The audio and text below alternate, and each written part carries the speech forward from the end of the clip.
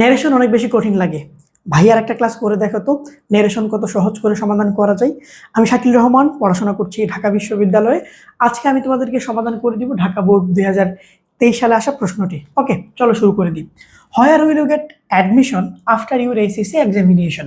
Do you have any choice? Said the teacher to Sushmita. Okay, এই যে কথাটা বলেছে টিচার, তাকে বলেছে সুস্মিতাকে, অর্থাৎ এই টিচার হচ্ছে বক্তা এবং সুস্মিতা হচ্ছে শ্রোতা। আমরা এই দুইটা জিনিসকে পেলেই কাজ শুরু করতে পারবো। তোমাদের মাঝে ছোট্ট একটা কনফিউশন থাকতে পারে যে ভাইয়া the teacher said to Susmita হওয়া দরকার না, অর্থাৎ সেইডটা এই টিচারে পড়ে আসার কথা না। এটা নিয়ে তোমরা অনেকে কনফিউশনে থাকো। একটা কথা মনে রাখো, এই যে স্পিচ, এই স্পিচের আগে যদি এই রিপোর্টিং ভার্বের অংশটা থাকতো তাহলে তুমি যেটা বললা সেটাই হইতো। কিন্তু যদি এমন হয় যে স্পিচটা আগে আসে, রিপোর্টিং ভার্বের অংশ পরে আসে, সেক্ষেত্রে দেখা যায় যে সাবজেক্টের আগেই ভার্ব থাকে এবং এটা দেখে ঘাবড়ে যাওয়ার কিছুই নাই। ওকে, তাহলে আমরা অ্যান্সার করা শুরু করে দিই। আমরা পাইলাম স্পিকারকে। স্পিকার হচ্ছে দ্য টিচার। ওকে, স্পিকার হচ্ছে কি? The teacher. আমরা যখন স্পিকারটাকে লিখে ফেলবো তারপরে কাজ কি? এই ভার্বটাকে পরিবর্তন করতে হবে। কোনটা? এই যে সেইটাকে পরিবর্তন করতে হবে এবং এই ভার্বের পরিবর্তনটা ডিপেন্ড করে সেন্টেন্সের উপরে। সেন্টেন্সটা কি ধরনের? দেখো, এটা একটা ইন্টারোগেটিভ সেন্টেন্স। হ্যাঁ, আমরা দেখে বুঝতে পারতেছি যে হোয়ার দিয়ে শুরু হয়েছে বা ডাব্লিউএস ওয়ার্ড দ্বারা শুরু হয়েছে এবং এখানে কোশ্চেন মার্কও আছে, তাই না? এটা একটা ইন্টারোগেটিভ সেন্টেন্স এবং ইন্টারোগেটিভ সেন্টেন্সে সেইয়ের পরিবর্তে লিখতে হয় আস্কড। ওকে, আমরা লিখে ফেললাম আস্কডটাকে। তারপরে কি লিখবো? তারপরে এই যে হচ্ছে শ্রোতাকে লিখে ফেলবো। হ্যাঁ, সুস্মিতা আস্কড সুস্মিতা।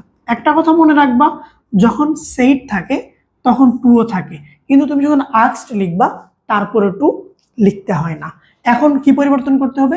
ইনভার্টেড কমার পরিবর্তন করতে হবে। ইন্টারোগেটিভ সেন্টেন্সে ইনভার্টেড কমার পরিবর্তে দুইটা জিনিস বসে, একটা হচ্ছে ডাব্লিউএস ওয়ার্ড আর একটা হচ্ছে ইফ। ডাব্লিউএস ওয়ার্ড কখন বসাবো?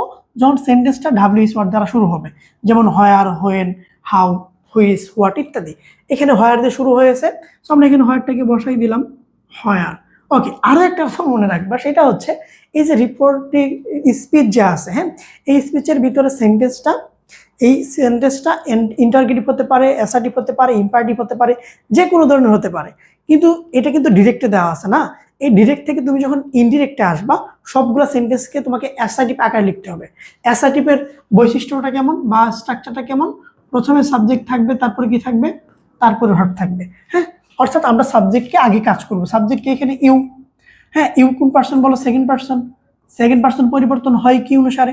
অবজেক্ট অনুসারে। অবজেক্টকে সুস্মিতা, সো এখানে কে চলে আসবে? সি চলে আসবে। তুমি যখন দেখবা উইল আছে, চোখ বন্ধ করে উড দিয়ে দিবা। ক্যান থাকলে কুড দিয়ে দিবা, উইল থাকলে উড দিয়ে দিবা, শেল থাকলে শুড দিয়ে দিবা, এরকম। তারপর আগ্রহ চেঞ্জ করতে হবে না। কেন আমরা গেটের পরিবর্তন করলাম না? কারণ একটাই, উড হচ্ছে মুডাল ভার্ব এবং মুডাল ভার্বের পরে সবসময় ভার্বের বেস ফর্মটাই বসে। Gate admission. আফটার, এখন দেখো, ইউকে আমরা শি বানাইছি, তাহলে এই ইউরকে কি বানাবো? ইউরকে বানাবো হার, অর্থাৎ after her HSC examination. HSC examination একটা অংশ গেল। ভদ্রলোক কিন্তু এরপর আরো একটা প্রশ্ন করছে। কি বলছে? Do you have any choice? যখন আরো একটা প্রশ্ন করবে, আমরা সব থেকে সহজভাবে যেভাবে করতে পারি, অ্যান্ড আস্কড। কি বলতে পারি বলো? And asked. এখন কি করতে হবে? আবার এই যে ইনভার্টেড কমার পরিবর্তন করতে হবে। এখানে ডাব্লিউএস ওয়ার্ড ছিল, সেটাকে বসাই দিছি, কিন্তু এখানে তো নাই। এখানে আছে auxiliary, do, does, did, auxiliary, am, is, are, was, are. এরা যদি থাকে আমাদেরকে কি নিয়ে আসতে হবে? একটা ইফ নিয়ে আসতে হবে। নিয়ে আসার পর আবার কি পরিবর্তন করতে হবে? এই পার্সনের। ইউ ছিল, এখানে আমরা কি লিখছিলাম? সি। সো এখানে একইভাবে সিটাকেই লিখে দিব, সি লিখলাম। যদি কখনো ডিরেক্টে তুমি দেখো হ্যাভ আছে বা হ্যাজ আছে, এদের পরিবর্তে লিখে দিবা হ্যাড। যারা টেন্স চিনো না, জাস্ট এই ফর্মুলাটা মনে রাখো যে হ্যাভ এস থাকলে আমরা হ্যাড বসাই দিব, এত ঝামেলা করতে যাব না। এনি চয়েস, শেষ। তারপরে আসো, তারপরে দেখো বলছে I am not sure what I have to do because everything depends on my result. ঠান্ডা মাথায় বোঝার চেষ্টা করো। প্রথমে প্রশ্ন করছে টিচার, তাহলে এই উত্তরটা যে দিছে সে কে? সে সুস্মিতা, তাই না? এবং দেখো এই সেন্টেন্সটা কি অ্যাসার্টিভে আছে। কিভাবে চিনলাম? আই হচ্ছে সাবজেক্ট, তারপর হচ্ছে এম হচ্ছে ভার্ব। এই যে কমা দিয়ে এম দিছে না, এটার মানে হচ্ছে এম, বুঝছো? এটার মানে কি? এম। ওকে, এখন আমরা কি বলতে পারি? সুস্মিতা যেহেতু রিপ্লাই করছে, আমরা লিখতে পারি না সুস্মিতা সুস্মিতা রিপ্লাইড, আমরা বলতে পারি না সুস্মিতা রিপ্লাইড, কি রিপ্লাইড করছে? রিপ্লাইড। এখন ইনভার্টেড কমার চেঞ্জ করতে হবে, ইনভার্টেড কমার চেঞ্জ করতে হবে। অ্যাসার্টিভ সেন্টেন্সে আমরা কি নিয়ে আসি? দ্যাট নিয়ে আসি, নিয়ে আসলাম। তারপরে এই পার্সনের চেঞ্জ করতে হবে। এটা কোন person? First person. First person পরিবর্তন হয় সাবজেক্ট অনুসারে। এখানে সাবজেক্ট কে? এখানে সাবজেক্ট হচ্ছে সুস্মিতা। সো এখানে আবারও সি চলে আসবে। কি চলে আসবে?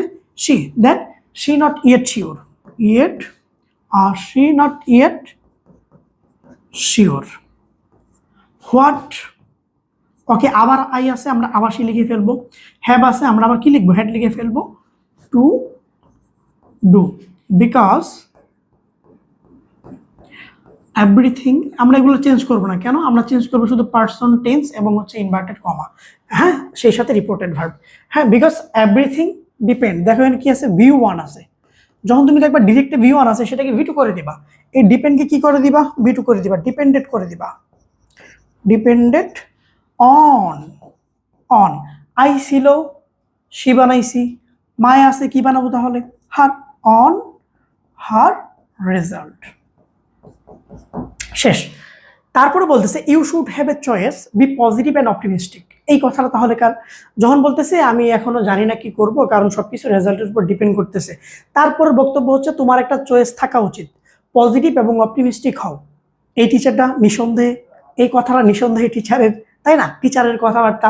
এখন এই যে এখানে স্পিচের দুইটা অংশ আছে, এই দ্বিতীয় অংশে দেখো be positive and optimistic verb দ্বারা শুরু হয়েছে, তার মানে এটা ইম্পারেটিভ সেন্টেন্স।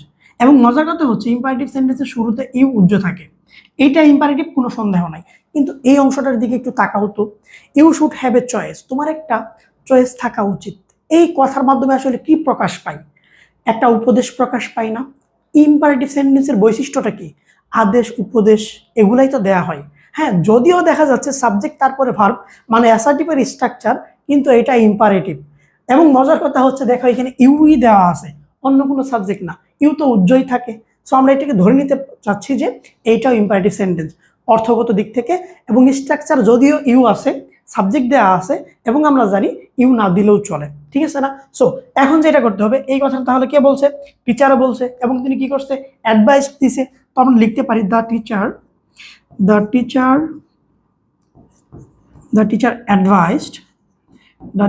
অ্যাডভাইসড, তাই না?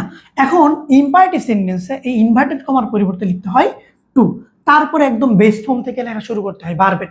এখানে ভার্বের বেস ফর্ম কোনটা? Have a choice. আমাদের শুটমুট নিয়ে আসা যাবে না, হ্যাভ এ চয়েস। তো এইখানে কিন্তু তার কথা শেষ হয় নাই, এখানে তার কথা শেষ হয় নাই, তারপর তিনি আরো একটা কথা বলছে। তো আমরা কি করব? অ্যান্ড অ্যাডভাইসড, বা আমরা অ্যান্ড টোল্ডও লিখতে পারি, আশা করি বড় ধরনের ভুল হবে না। অ্যান্ড অ্যাডভাইসড, হ্যাঁ, আবার লিখবো to be positive and optimistic, বুঝছো? অপটিমিস্টিক। এইভাবে করে ফেললাম। দেখো তোমাকে যেটা করতে হবে, তোমাকে প্রচুর পরিমাণে প্র্যাকটিস করতে হবে। শুধু গাদা গাদা রুলস মুখস্থ করলে তুমি এভাবে হচ্ছে স্পিকার এবং লিসেনার খুঁজে পাবে না। তোমরা যারা এসএসসি স্টুডেন্ট আছো, তোমরা যারা ইংরেজি নিয়ে প্যারা খাচ্ছ, তোমাদের জন্য কিন্তু আমার ইংলিশ কোর্স আছে, যেখানে তোমাকে হচ্ছে বেসিক ক্লাস দেওয়া হবে, ফ্রি হ্যান্ড রাইটিং ক্লাস দেওয়া হবে। এরপরে ইংরেজি প্রথম পত্র, দ্বিতীয় পত্রের প্রত্যেকটা টপিকের উপরে বেসিক রুলস, তারপরে প্র্যাকটিস ক্লাস করানো হবে। এইভাবে অ্যাটলিস্ট প্রত্যেকটা টপিকের উপর 5 থেকে 7টা বোর্ড প্র্যাকটিস, এবং বোর্ড প্র্যাকটিসের আগে বেসিক রুলস। সো তোমরা যারা ভর্তি হতে চাচ্ছ, জাস্ট এই যে আমার হোয়াটসঅ্যাপ নাম্বার, এই নাম্বারে যোগাযোগ করতে পারো, ঠিক আছে? বা যে কোনো ধরনের প্রশ্ন করলে বা যে কোনো ধরনের জিজ্ঞাসা থাকলে এই নাম্বারে তোমরা যোগাযোগ করতে পারো। ওকে, আল্লাহ হাফেজ।